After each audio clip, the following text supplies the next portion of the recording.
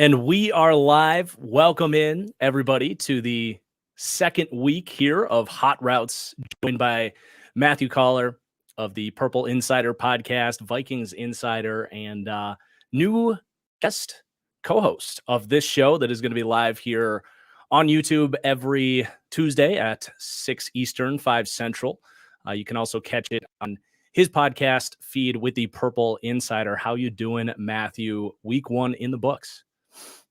I'm exhausted, and I also have to fly to Philadelphia tomorrow to go to Vikings Eagles on Thursday night. So I gotta say, when you go, 7 months between meaningful football games, you forget how intense every single week is.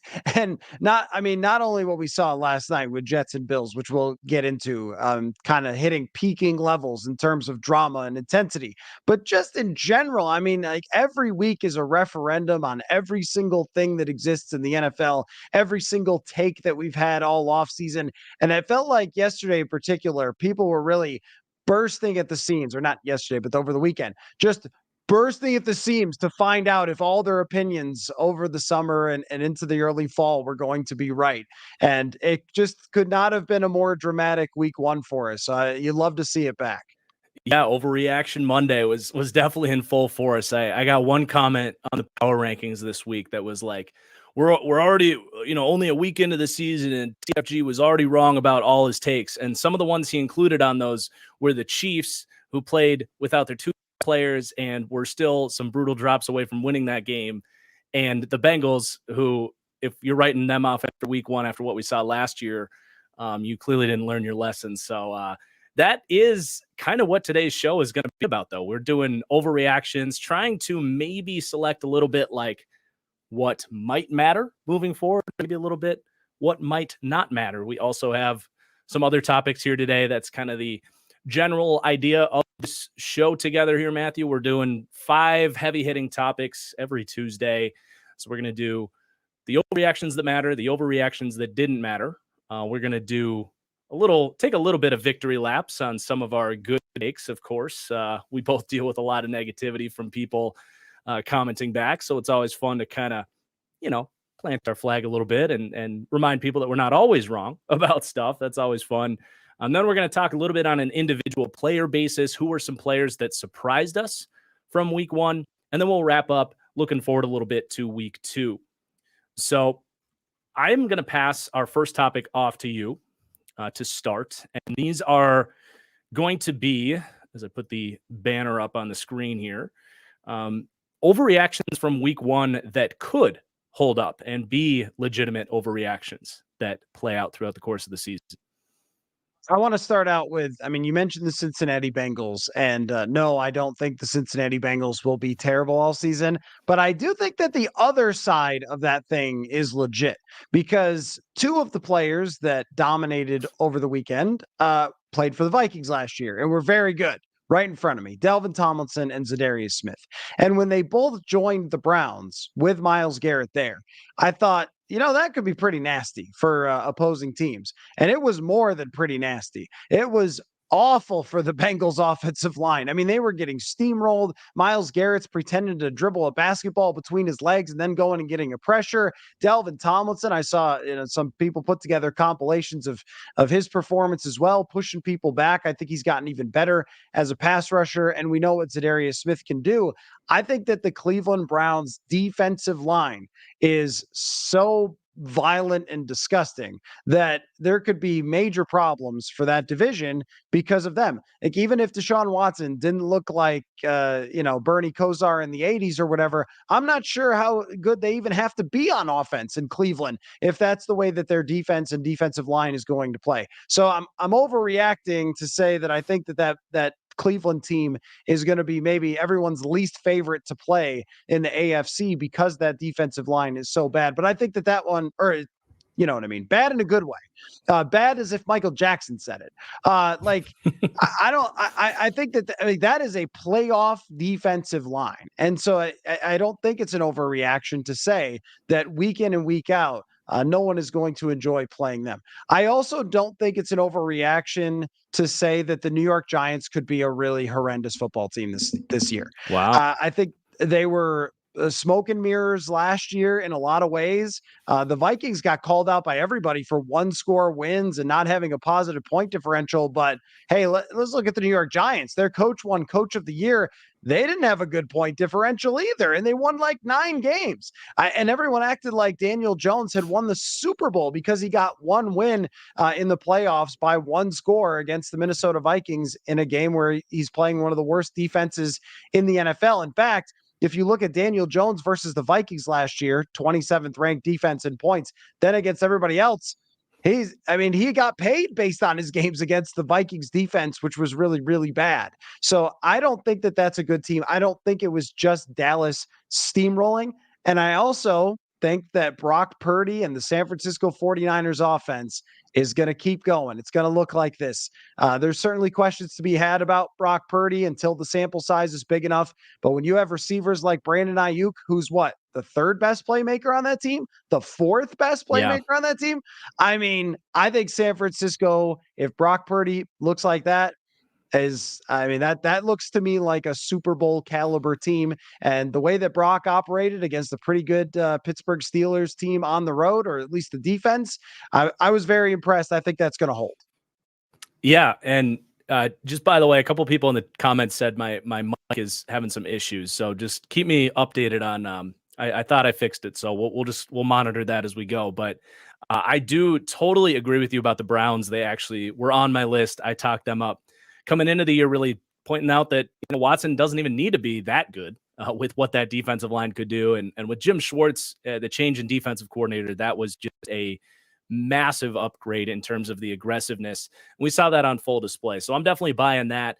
As far as the Giants, I'm still very wait and see. I mean, I'm a huge Brian Daboll guy. I think when you look at that game, it was the perfect storm with the way the field goal gets blocked early and the weather. You get the Saquon Barkley fumble. Number one is that the Cowboys are not a team you want to fall behind because, they live in those pass rush packages. They want to get you to try to beat you through the air. And then the Giants are not a team that can really beat you from behind. Most of their big games last year were staying ahead of the game script, if you will, being able to get into those situations where they can really tap into their biggest strength, which is Brian Daboll's play calling. It is a lot harder to scheme up offense in those drop back situations. So I am still very much wait and see on the Giants. I still like a lot of the stuff they did this offseason. I love Brian Daboll, and I am a little bit more hesitant to overreact on that one. But like I said, you took my Browns one off my list. I also did have the Niners on my list. So I can kind of reiterate a little bit of what you said. Basically, my overreaction is the Niners, I think, could be here to stay. And you already talked about the offense. I totally agree. Like, we already know what Debo and Kittle and Christian McCaffrey, whose touchdown run in that game was one of my favorites in a long time. That one was just incredible. But you pair that with Purdy looking pretty damn comfortable out there, and now Brandon Ayuk looking like their number one, like, down the field receiving weapon, and Kyle Shanahan calling plays. Like, man, they're gonna be really tough on that side of the ball. But the defense too looking really good. The way Fred Warner and Dre Greenlaw patrol the middle of the field is just an asset that they have as a linebacker room that I don't believe any team in the league has. Their ability to stop the run up front and take away the middle of the field in the passing game. So I think the Niners are absolutely legit. I rank them number one in my power rankings this week. One overreaction I had that I am a little bit worried about is going to be the Seattle Seahawks. One of my biggest question marks for them coming into the year was the defensive line for Seattle. They've really struggled to generate a pass rush for a long time, really since the Legion of Boom era came to an end. And they've improved the secondary quite a bit, but they haven't been able to generate a pass rush. And they were hoping coming into the year that the addition of Boye Mafe and wow, the name's escaping me, the D tackle from Denver and Derek Hall in the second round of the draft was really going to get that pass rush going. And between the three of those players against a Rams offensive line that is nothing special, they had one pressure between those three players, and it put a ton of pressure on those guys in the back end. So I'm really worried that Seattle's defense could hold them back. And if you put Geno in too many come from behind situations, you're going to see some up and down play there. So I'm definitely worried the Seahawks losing to the Rams in week 1. Yeah, so much for last week's Super Bowl pick for me, of the Seahawks. That was kind of my I'm going to go out on a limb here pick. I was trying to go not too obvious, and look, I'm not going to totally bail on it, but I think there has to be some improvements there. But that could be one where I maybe don't overreact too much to, because I think Pete Carroll is a really good coach, and I think the offense is going to drive that. And look, I mean, Aaron Donald looked like Aaron Donald, so much to the point where Geno Smith had to yell, "Oh my God," when he was coming at him. If you saw that clip, that was pretty good. But, there is also a very distinct possibility that the first half of the season last year was kind of maybe a small sample size Geno Smith, and after that was more of who he really is, and that team is a little bit fraudulent. And so once again, maybe a Super Bowl pick of mine won't come true. That'll be 30 straight that I've been wrong about who's going to go win the Super Bowl. So we'll see. Yeah, that one I didn't want to overreact to, or didn't want to think that it was a reaction that will hold, just because I think that roster is good and that it will come together when they were adding some new pieces and so forth. But when you see right away, like DK Metcalf getting frustrated and maybe some fingers being pointed right off the bat, yeah, I don't know. Maybe that won't go the way that I thought.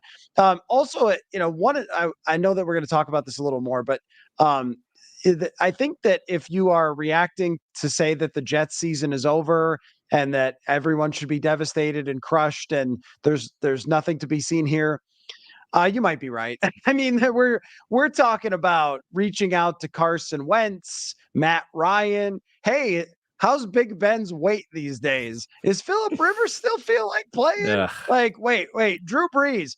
Drew Brees' hair was looking pretty good last time he was on TV. How's the old shoulder, Drew? This isn't going to go well, right? I mean, Zach Wilson looked pretty terrible, as you would expect, and sort of found a way, and the Bills absolutely found a way to give away that game about 50 different ways, including with the punt return.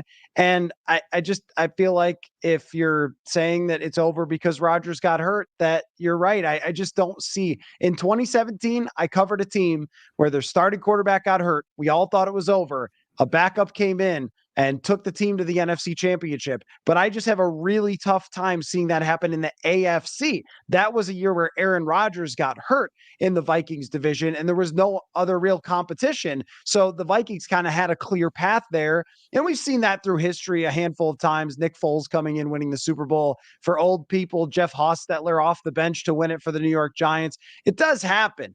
But in this situation, in that division, I am buying that the Jets season is over, regardless of what shirt you wore today.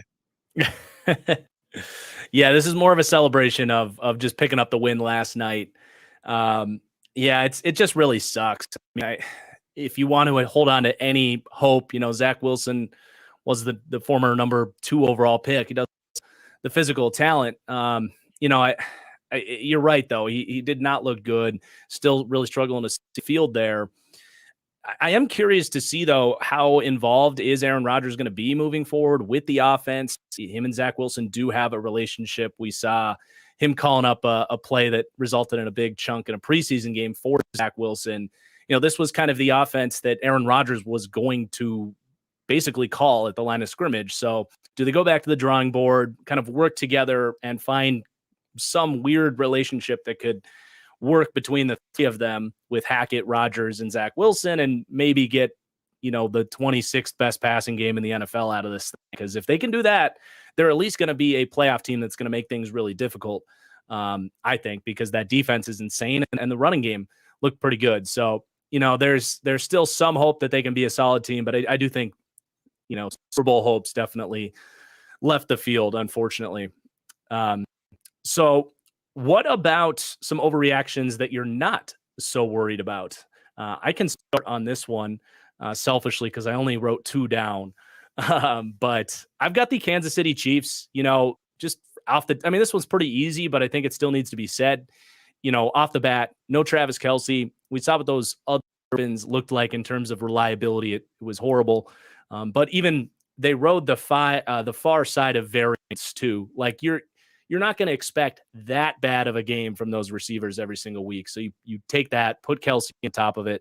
Mahomes still played great in that ball game.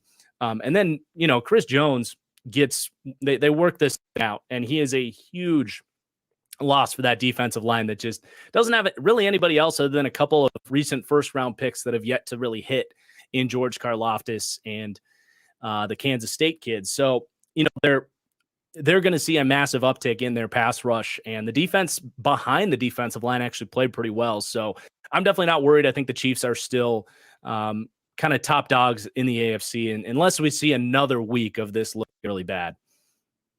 Yeah, I mean, the Chiefs would have to be really bad for quite a while for me to buy that they were going to have problems, because even the one year, was it 2021, where Mahomes didn't start off the same that we expected through maybe 8 weeks. Then after the second half of the season, he and Andy Reid got it figured out, and he was a play or two away from getting back to the Super Bowl, if I'm remembering the years right.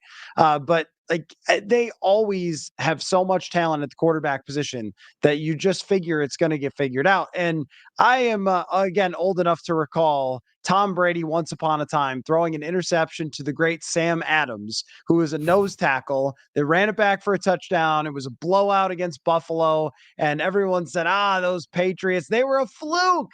They were not a fluke. They went and won the Super Bowl again. So with a team that great, it's got to be many weeks. Even if they were 3-3, I'd still be saying, you know what? I think that they're going to get it together and they're going to be okay.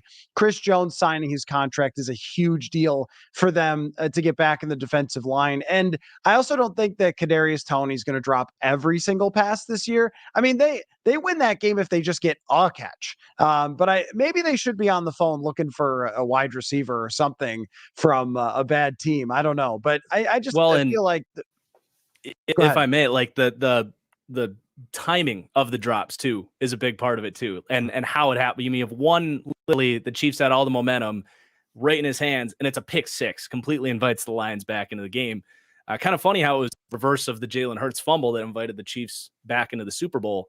But also the one at the end of the game. I mean, if he just catches that one, they're in field goal range to win. So even the size of the drops in the moment was especially large too. Yeah, so we're on the same page very much with Kansas City, but the team that I can't decide what to do with quite is the New England Patriots, because I was actually impressed by the New England Patriots in that game against Philadelphia. They're on the road. They're overmatched talent-wise. Their offensive line got smashed by Jalen Carter, which I'm very interested to see how that goes on Thursday night against a banged-up Vikings offensive line. But Jalen Carter, Fletcher Cox, the Hassan Reddick, they just got dudes. They got dudes I didn't even know playing for them who are creating pressures on Mac Jones. But he hung in. I thought he played a tough game in that game. And I thought also Bill Belichick's defense looked pretty good. Christian Barmore's turned into quite a player on the interior of that defensive line, and they confused Jalen Hurts at times, caused problems for him. And I guess I was kind of buying New England before the season a little bit as much of a sleeper team as New England can be. But it seemed like, with everyone talking about Rodgers and picking the Bills for the Super Bowl and so forth, that they just kind of got left behind in the discussion. Now Rodgers is out, and it's sort of like they could peek their head up again, like, oh, you want to talk about us? And I do think that Mac Jones looked quite a bit better despite all the pressure that was coming at him. I think last year might have been a bit of a lost year for him, but I don't want to declare when someone has a bit of a sophomore slump, especially when Matt Patricia was his offensive play caller, which is just insane, that it was just over. And I think we do that all the time where, it wasn't a great year for this quarterback. Well, it's just over, and his weapons aren't perfect, and his line certainly has its problems, but I think New England could be a pretty competitive team, and I wouldn't overreact to them having a loss against an Eagles team that pressured Mac Jones on every other drop back just with their front four. Yeah, this was the other one I had written down, and I had a feeling you might go this way because you were talking them up a little bit last week too, and I just got done rewatching that game actually before we sat down for this, and yeah, I mean, they really did impress. The fluky circumstances that got them down behind early. But yeah, you look at the play calling and how improved it looked with Bill O'Brien. It was just night and day. I love the way they're finding creative ways to get A guy like Demario Douglas, a 5th-round pick or 6th-round pick out of Liberty, I think. Like, they get him going. He's a guy that has some juice. And it's just those little creative wrinkles that were really missing last year. Even game planning stuff, like running double moves against some aggressive corners in the red zone, and Mac trusting that it was going to be there. It was just really well executed offense. Mac definitely just looked comfortable. A lot of those pressures came against a pair of backup guards, no Cole Strange and no Michael Bueno in this game. So while I want to give Jalen Carter his credit, those were a pair of rookie day 3 picks that had questions coming out, getting exposed there. So you hope that can get cleaned up. And I think the offense is going to look good. And we know what Bill Belichick can do with that defense. So I totally agree there. That was about one of those wins that you can definitely feel better about your team, even going in than you did coming out. And one more to talk about with this, if you don't mind. It's just it's just Buffalo, because the whole world is talking about the fact that the Jets won. But I was in Buffalo before I moved to Minnesota, and I used to do the pre and post game. And let me tell you, after a loss like that, the post game was about to burn the city to the ground. So I was watching Twitter last night for one of my former interns and friends who now host the post game, and he's just losing his mind. I mean, the callers are just out of this world. They want the GM fired. They want the head coach fired. Josh Allen is terrible now, all these things. But I have to say, I'm not 100% sure where to stand on that. Like, of course, I don't think they should just fire the coach. That would be absurd, considering what Sean McDermott has done there for that franchise and where they were before. But are there actual problems, or was that just a great defense causing some issues? And you're going to have to ride the variance wave with Josh Allen. There's going to be great and there's going to be bad sometimes. There's going to be, even when, last year when the Vikings played there, we saw a great first half and a second half with some interceptions in the end zone and things like that. So I don't know where to stand after that. That's an overreaction that I don't know if it will hold or not. I still feel like they're a good enough team to win the division, but also the pressure has mounted on them, and they're not the same team that they were even a year ago or even 2 years ago. Did I see Micah Hyde got hurt last night? It seems to be a thing that's happening all the time with their secondary. So I kind of don't know where I stand. And with Josh Allen after the game, where he was saying same bleep, different day, it was like, Are you okay, man? It's like just one game. Like, usually players are defiant after one game. Like, what? Don't overreact. It's not a big deal. But he seemed pretty darn down. There was the dig stuff. I don't know. Like that team is carrying a heavy weight, it seems. If you're into reading vibes, the vibes just have not been good in Buffalo for a while now. Going back to that playoff loss where they just looked so flat against the Bengals. And, last week one of my hot takes was that the Bills missed the playoffs, and I don't want to double down on that and pile on them. I really think this was just a big example of, like you said, the wrong side of variance with Josh Allen. You just kind of have to live with that type of game coming out. Bills fans like to call it sugar high Josh, and that's exactly what it was.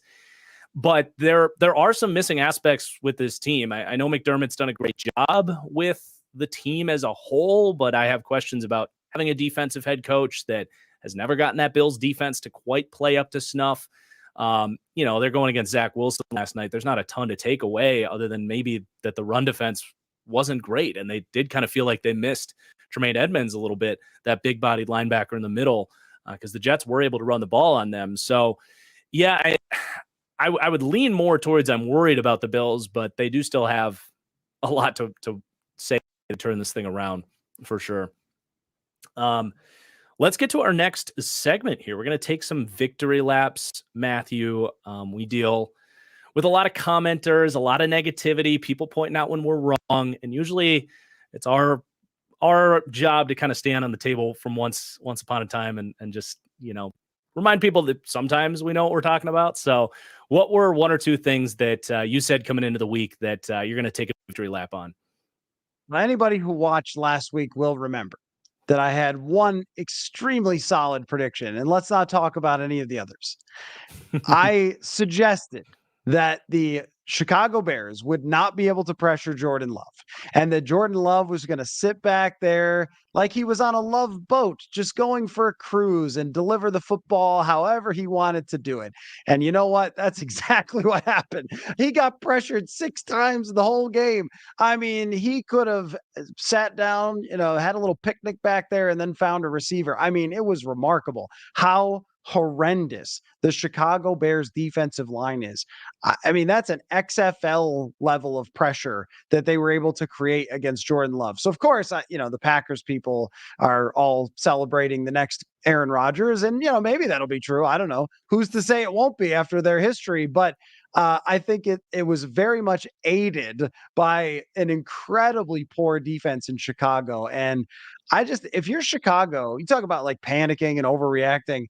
I don't know what level of panic would be an overreaction. Like 10 out of 10 feels like it's not enough. Mm-hmm. You bought into Justin Fields. He looked exactly like Justin Fields. His offensive line's not good. I don't know if you could blame the receivers anymore, but the offensive line's not great, but he's still not hitting his back foot and getting the ball out. He still looks like he's having trouble seeing what's going on. It's not like the Packers are San Francisco or Philly and their defense. I mean, it's a beatable defense. And, I just thought that their defense looks so poor against Jordan Love. Who are they stopping this year? Like that team's just going to get trounced every week. And I don't know who they're beating with that roster. So, you go into an offseason where you decide, you know what, he's our guy, at least for this year. And maybe they'll tank again and get Caleb Williams and it'll all be wonderful for them. I don't know. Maybe that'll happen. But you got to be a little bit feeling the heat if you're Eberflus and Ryan Poles there, considering how that looked. I think that's one where, yes, it's a victory lap for me, but it's also that looked exactly like what was going on last year, and you're not going to win very many games that way. Yeah, I want to pile on here with you because I saved the from the overreaction segment we just did to save it for a victory lap. Really on both sides of the ball. When they signed Yannick Ngakoue, I got crap from Bears fans because I was like, I mean, it's a fine signing. You'd rather you make it than you don't, but they still have one of the worst D-lines in the NFL. He's not what you think he is. You don't just look at his sack numbers and say, oh, that's a good pass rusher. He had good sack production last season because he had 1 million pass rush snaps because the Colts defense was on the field all season with what was going on with that offense over there. But yeah, I mean, they got issues all across the board, and it's really a fundamental issue where they came into this offseason and said, okay, we need to give everything we can basically to make sure Justin Fields has everything he has to work with. They, in a way, trade a first-round pick for DJ Moore.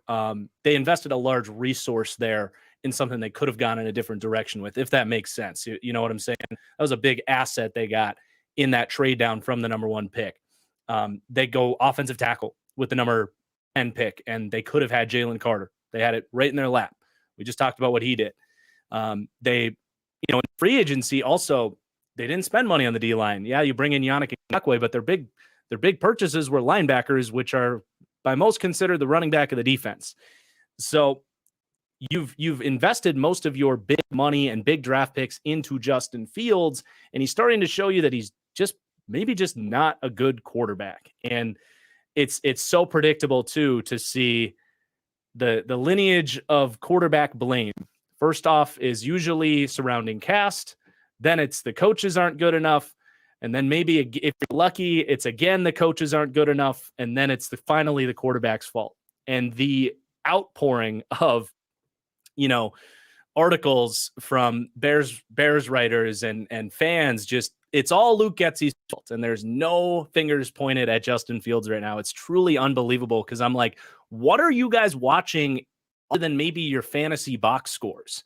Because this guy has not been a good passing quarterback since the second he got to NFL. He's got to be showing you something, and it's not okay at this point to just strictly blame Luke Getsy because he called a couple too many screens than you'd like in this game. And maybe there's a reason he's calling screens, because every time he draws up a receiver that gets open, Justin Fields isn't hitting him. So it's complete turmoil. I'm going to take the victory lap that I just wasn't very optimistic that this thing was going to work out. I said on the show last week, my hot take was that the Bears end up taking Caleb Williams with the number 1 pick in the draft. And if they don't fix things quickly, it very well might be heading that way. I'm going to take a victory lap that I might not be able to take another time all season. So I'm going to do it right now. Okay. Put my hands in the air for Sam Howell. 1-0, baby. Yeah. 1-0 Sam Howell, franchise quarterback. I know he got sacked a bunch of times. They only scored 20 points against the Arizona Cardinals. And I was like, who are these people who got all these pressures and sacks against Sam Howell? And so I don't know what their offensive line looks like, but I think that was also a staple of his game in college, which I believe is one of the elements that carries over. If you got sacked a ton in college, it's really hard to just like work that out of your game. What's one of the reasons I really liked Anthony Richardson was because he didn't get sacked much in college. So that's a good place to start. But with Sam Howell, I don't know how long it's going to last. I don't know if he's going to be a good quarterback. I don't even think he played great in this game against Arizona, but he is 1-0 this season. And that was the guy that I was kind of hitching myself to as, hey, maybe he could, be an interesting quarterback for them. So I'm going to roll with that one. Here's the other one. And tell me if you understand this. So Brandon Staley was the defensive coordinator for a really good defense for the Los Angeles Rams. And when you watch any broadcast and they talk about Brandon Staley, they're like, he's a genius. He's brilliant. He's just look at him. Just look how genius. I mean, look at the way he's standing. Looks like a genius.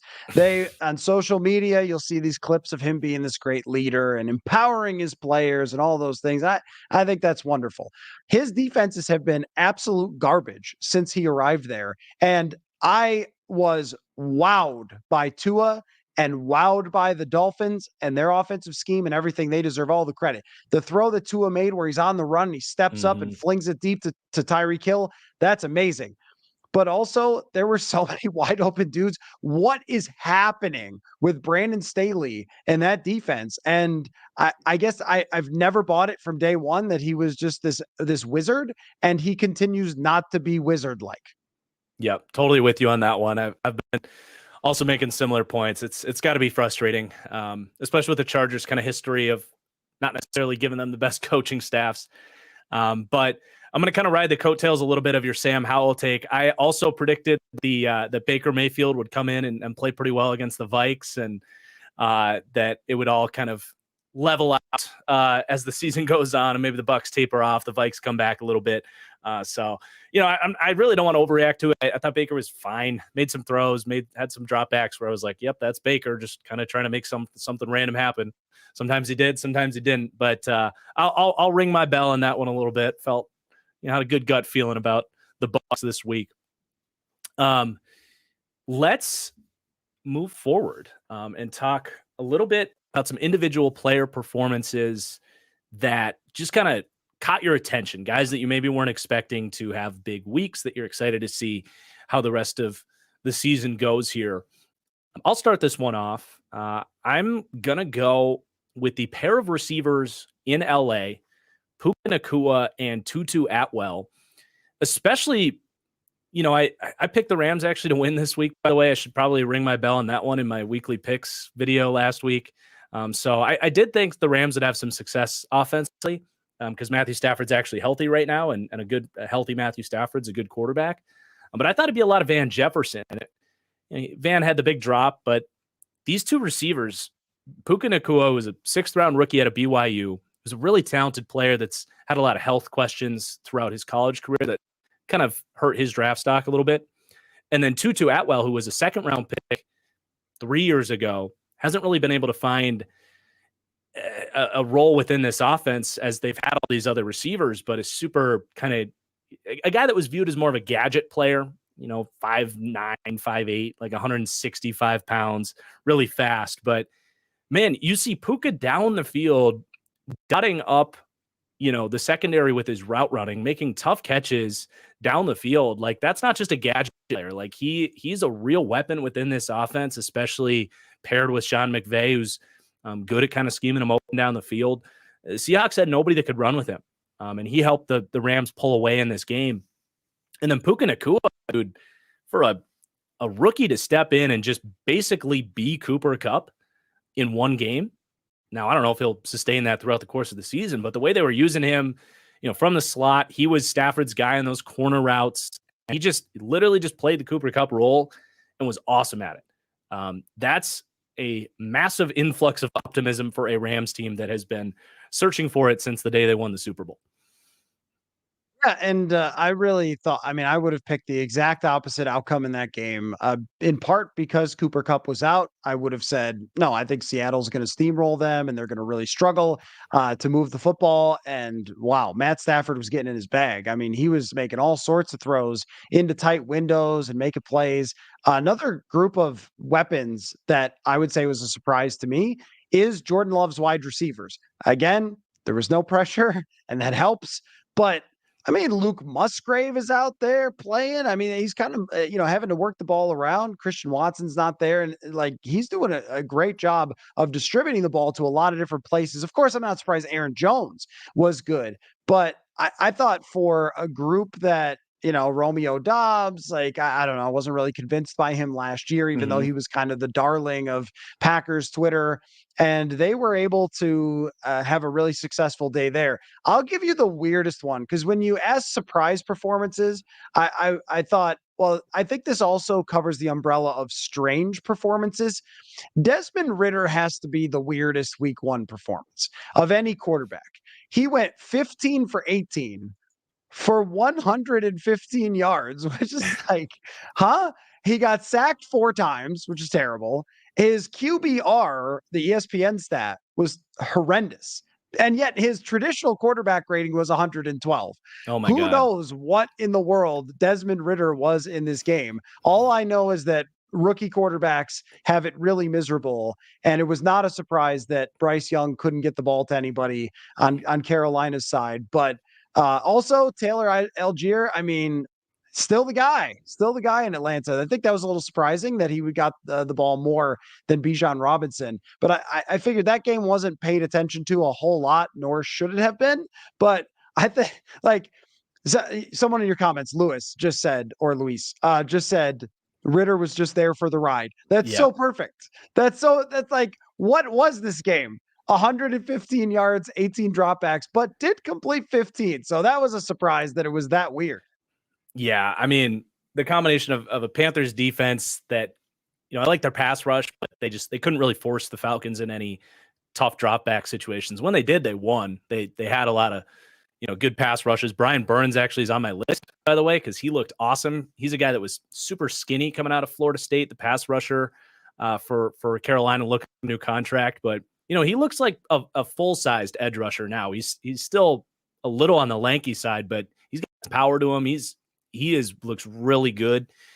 But yeah, Ritter was totally just along for the ride. His best throw was just chucking it up deep down the field for Kyle Pitts. And like, I love that they're actually finally trying to target Kyle Pitts.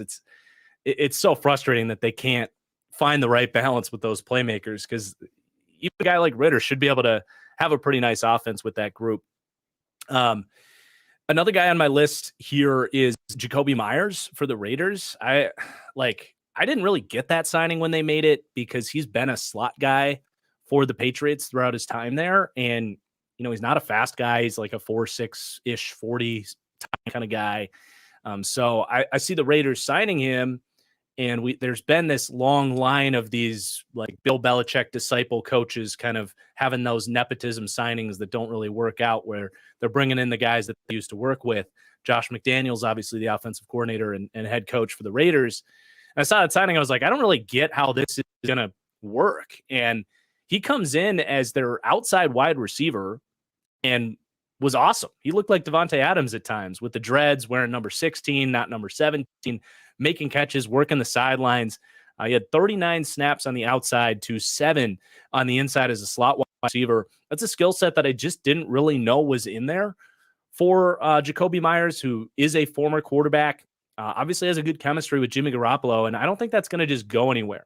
And I will shout out Jimmy too. I thought he played really well, and I think it was a very big breath of fresh air for Raiders fans to watch a game quarterback for the Raiders where the quarterback actually moved in the pocket and sensed pressure, which is the most infuriating thing about Derek Carr.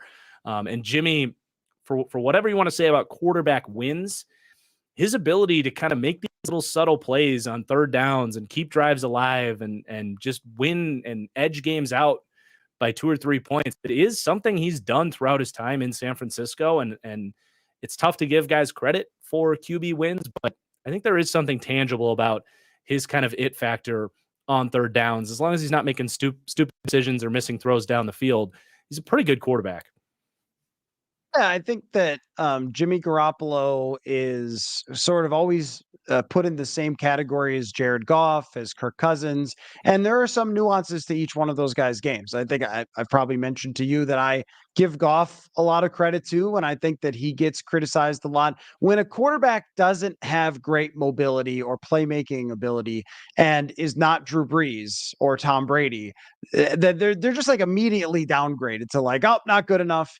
And I when it comes to Goff and Garoppolo, I think you can get deep in the playoffs with those guys. They have in their careers for a reason. And I think that there is some separating factors, as you mentioned. Third down with Jimmy Garoppolo, that's been a whole career thing for him. That's just not like something that kind of pops up from year to year. So I think that there are some little nuances where you could find like, oh, I think that's the reason they're able to get, some game-winning drives or stay ahead in games and finish games off.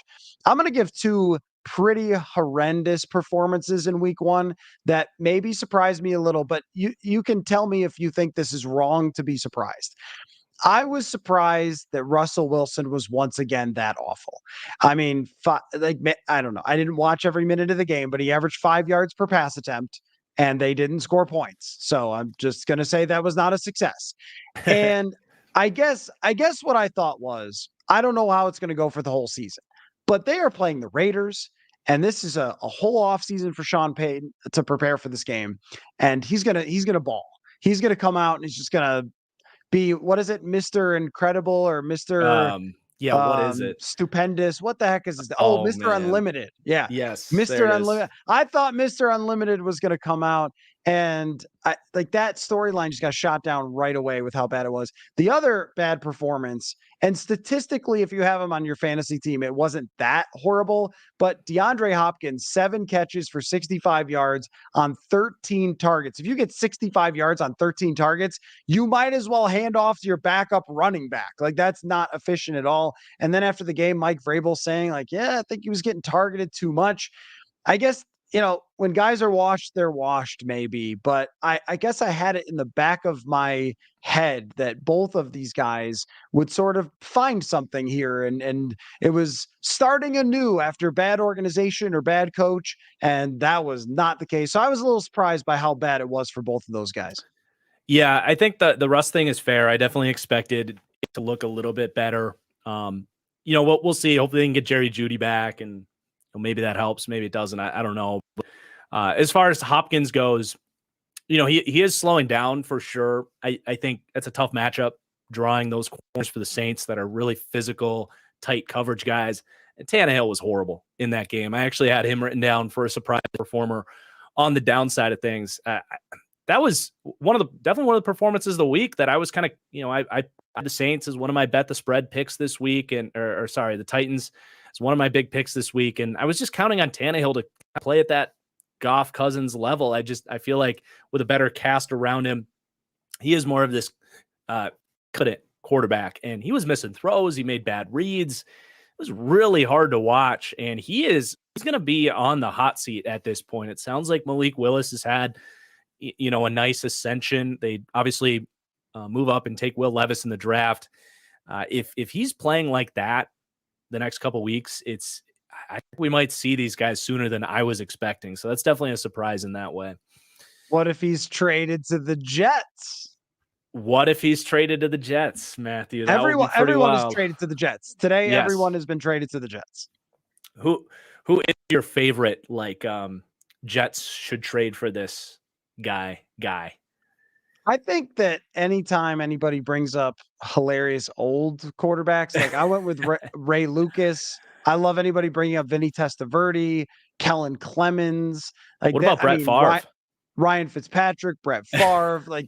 There's just been so many through the years. I mean, that is one of the most cursed teams. If we were ranking cursed teams, I know that wasn't a question, but I mean, Vikings fans would put themselves in there with all the success, but none of the Super Bowls. Mm-hmm. The Chargers are certainly up there for all the great teams they've run out and never been able to get there. And then And the Jets and the Bears probably got an argument too. I mean, Lions. the line, of course, the Lions. I mean, there's quite a few teams, but I mean, even like non-jokey answers. I mean, Jay Cutler is a joke answer, but Jay Cutler is a pretty funny answer. I mean, the last time he played, it was so I bad. was just gonna look that up. When Probably the was real answer. So Jeff mentions this in the comments. Like the real answer to who could actually get them into the playoffs is probably Teddy Bridgewater. Like he's not great, of course, at this point in his career. But when he played for a decent Denver team a couple of years ago, he's like a 500 quarterback. He got a good running game, couple receivers, like a receiver who can make a catch, backhanded batting it to himself. Like just be in the ballpark. Teddy yeah. could probably do it. So, but I, Tim Tebow. Tim Tebow's a great. Tim yeah, Tebow's there probably the we best answer. go. My real answer is Jacoby Myers. Played a very similar system for Cleveland last year. I think Washington's pretty set on Sam Howell or nothing this year, and you throw him a 3rd round pick. I think Brissett would play pretty well, just as he did for Cleveland last year. The other crazy one is Tom Brady. I mean, I don't think it's. I mean, we talked about it last week. We said it. It was both of our. We wrote scripts for how crazy the NFL would be.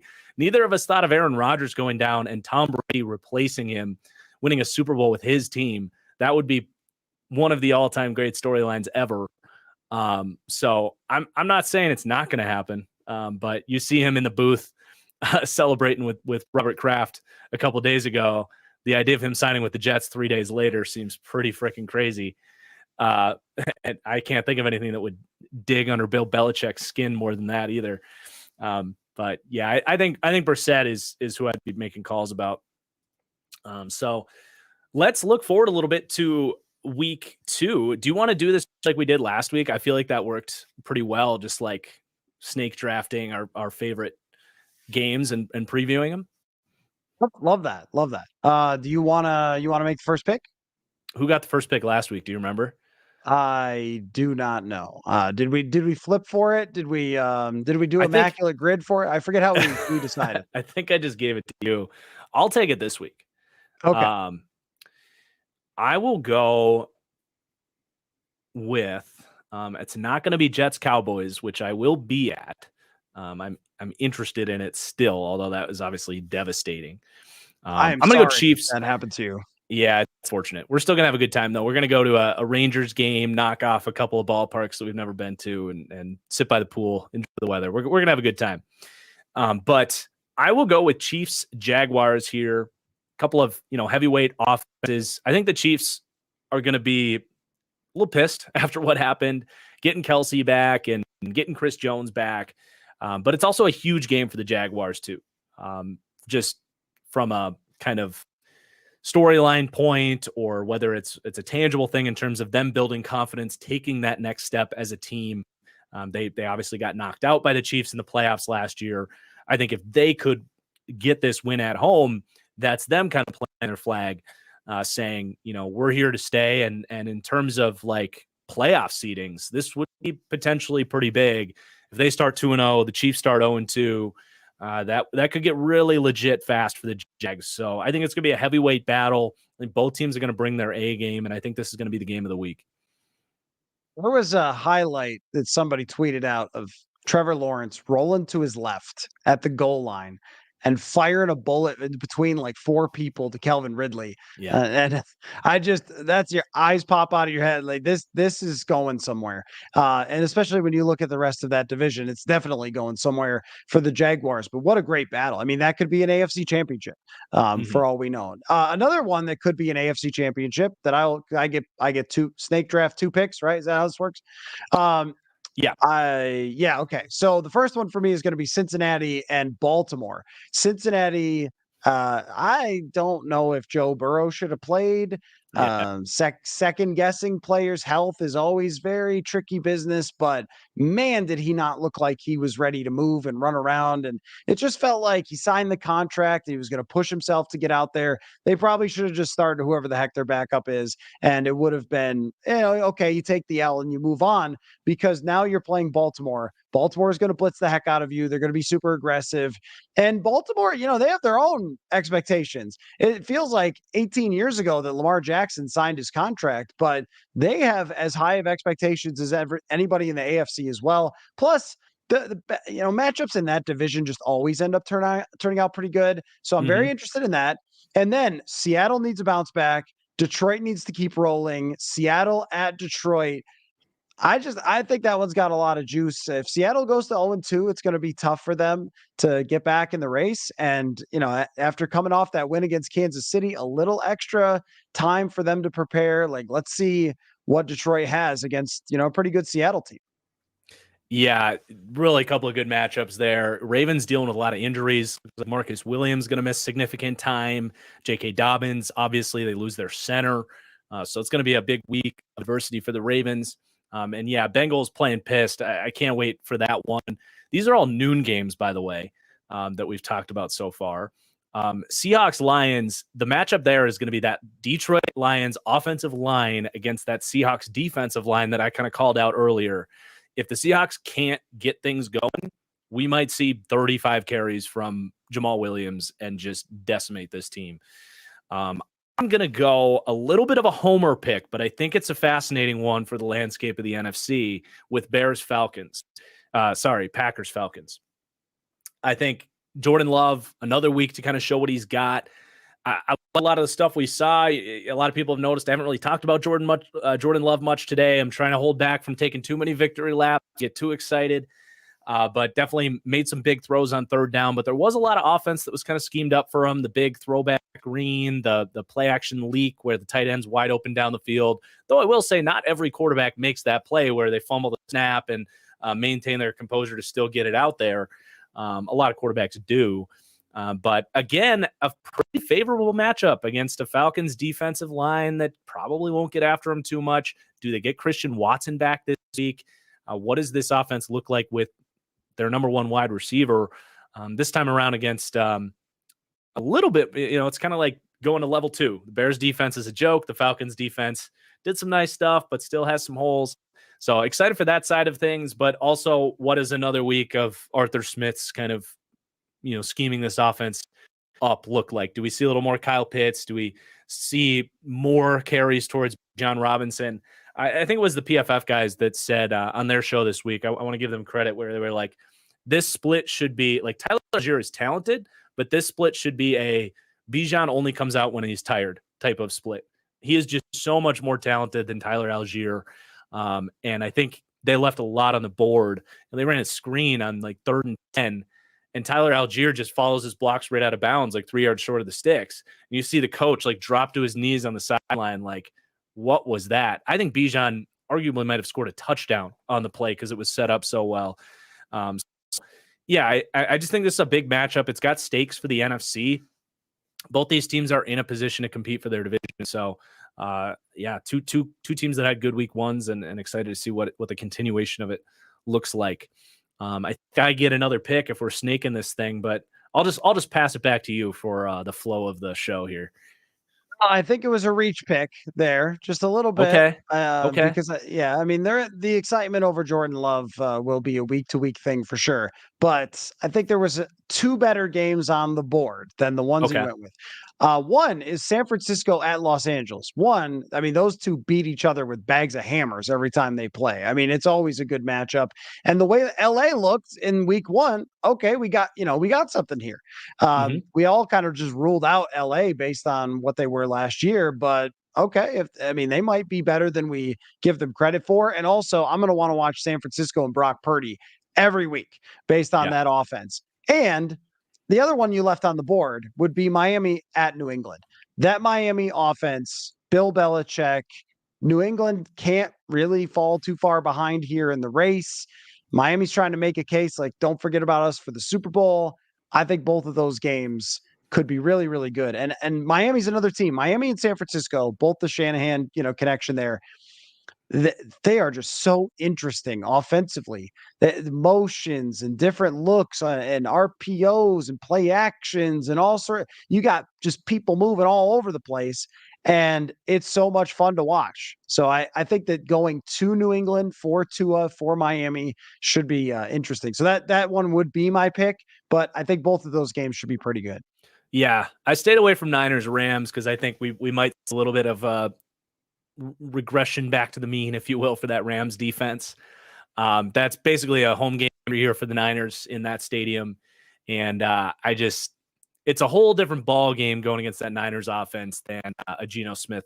Not that a Geno Smith led Seahawks team, but the run after catch, the demand on these, replacement level safeties and linebackers that the Rams have to come downfield and finish tackles. It's going to be a whole different ball game there.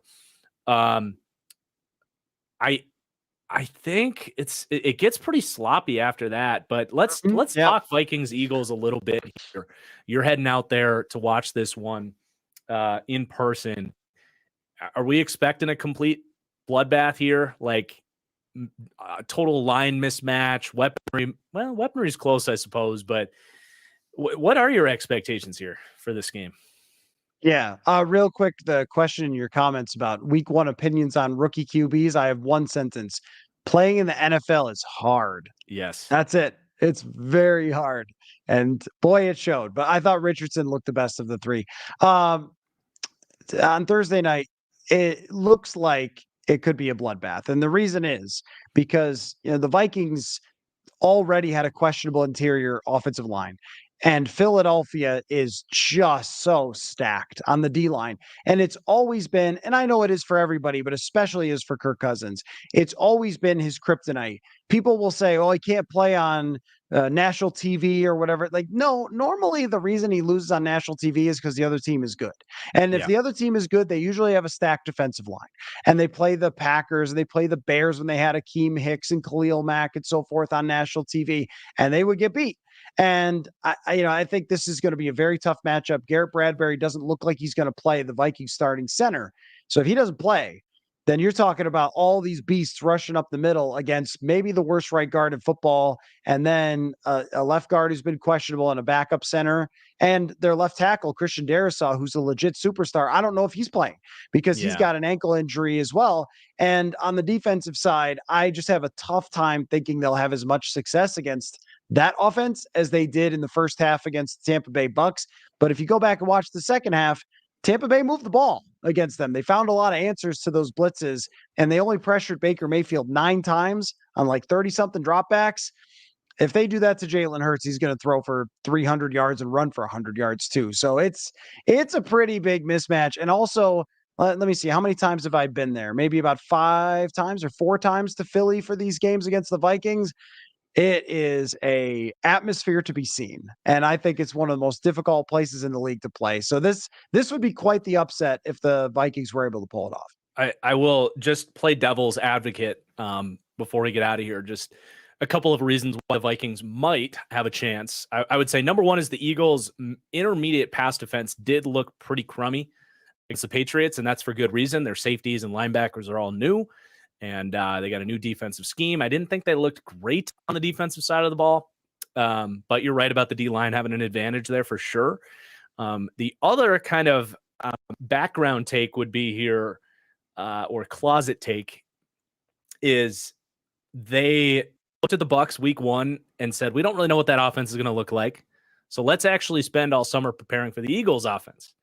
And we get a mastermind Thursday night performance from Brian Flores. One of the most memorable Brian Flores games was a Thursday night game against the Ravens, where they just blitzed the absolute daylights out of Lamar and, basically shut him out. So if you get a masterclass performance from Flores and, the way Justin Jefferson just absolutely slices the middle of the field, I do think there's some things that the Vikings might be able to do to keep this thing interesting. But it could also just be a bloodbath. Like you said, it's a pretty big mismatch. I mean, anytime you have Justin Jefferson, you're not out of game because he could always go for 190 yards and score 3 touchdowns and win the game himself. Mm-hmm. It's just going to be tough to do anything other than throw to Justin Jefferson, I think. So, yeah, I mean, I'm flying there for a reason because there's a game to be played, but there's a big advantage on one side, I think. Absolutely. All right, Matthew, this was a ton of fun. Everybody, make sure you go check out the Purple Insider podcast where Matthew is, putting out tons of content throughout the week. Thank you, everybody, for watching this week. We'll be live here again every single day with the same show. I will personally be seeing a lot of you guys for the Fully Inflated Football podcast tomorrow. We're going to be reviewing every single game from the week. Anything else you got before we head out, Matthew? Well, I mean, I'm just excited to see what week 2 brings because week 1 was like, we are back, baby. Yeah, it's always so overwhelming. You know, I mentioned the big TV we got last week, and it's like, you know, the quad box on YouTube TV, and it's just like information overload. So much fun. Now we get to kind of break things down and dissect things a little bit better. So, yeah, thank you everybody for watching. This was great, and we'll see you for the next one. Peace out.